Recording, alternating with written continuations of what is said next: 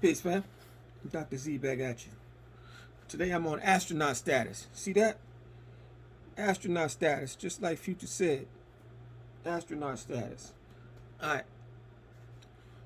we're going to do a little piece on politics today because Negroes got tons of politics but don't know no political science. See?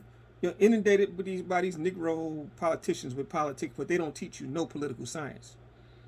Because if you knew political science, you wouldn't have elected 75% of them niggas in the first place, because you know there was no good politically for you and your growth and advancement as a people. They were just stooges of the elites that run and control the parties. The Democratic Party most likely with a Negro, because they like your voting Democratic for some reason. But I want to get to this Trump thing versus Biden thing that you're really missing, and what really is the crux of the dispute between these two forces. Because as we see, when they get right down to it, Trump endorsed the same shit Biden endorsed for the most part. All right? When it came from the jabba dabba do, Trump started the jabba dabba do. Biden just brought it back home. He's the one who instigated, but there was different levels of their endorsement in their application of trying to get you to take the jabba dabba do. All right? So, but the real deal with this political system is an old conflict between the politicians, the elites specifically, and the people. See, this is a struggle the white folks in this country have been having forever. All right. See, the elites control your politicians for the most part today, especially. All of them, you can go right on their website and see where they're getting their money from, and you can see who's pulling their purse strings. Who'll pull their purse strings, and you can understand why they vote the way they do, and why they do what they do, because they're dependent upon money. See, you think politicians are some great independent thinkers or some great intelligent people? No, politicians are professional beggars. They spend most of their time trying to raise money for their campaigns. That's why they promise all this shit. All right? Because they need to raise funds to win. They are professional beggars. You know what I'm saying? Back in the day, Europeans thought this is one of the lowest positions was to be an actor. Actors was, oh my God, don't mess with him. He's an actor. That's the worst thing you can do. All right? Now it's a politician, because they are literally professional beggars and operative whores. That's what you're dealing with when you're dealing with most politicians. As you can see, because if you watch closely the last 2 years you just been through, you see that they're whores and beggars. Literally. And they have no idea about anatomy, physiology, healthcare, let alone your rights, which they are supposed to be elected to enforce. They have no concern for your quote-unquote rights, which they have been elected to protect. Yet you keep on falling into this plot with these guys and thinking the next Negro going to be better. The next Negro going to be better. Because you're still playing this color game.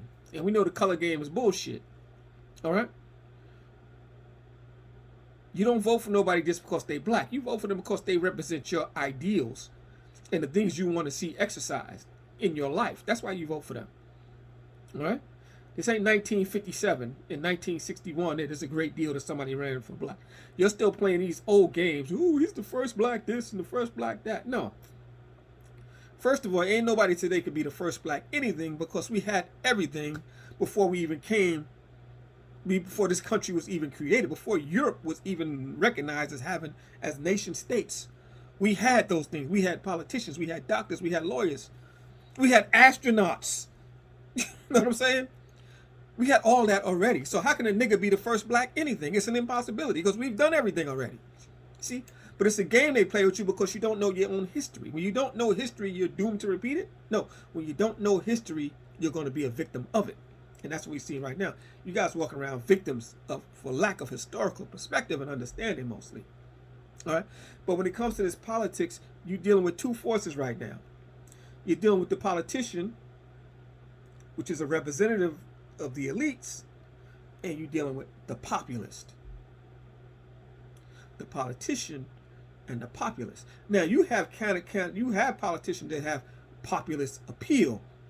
But I can damn near guarantee you they're really just working for politicians. They're really just politicians. See, because a populist represents it's supposed to represent the wants and needs and ideals of the common man. That's what a populist does. That's how Trump got in office. He got in office because he's a populist.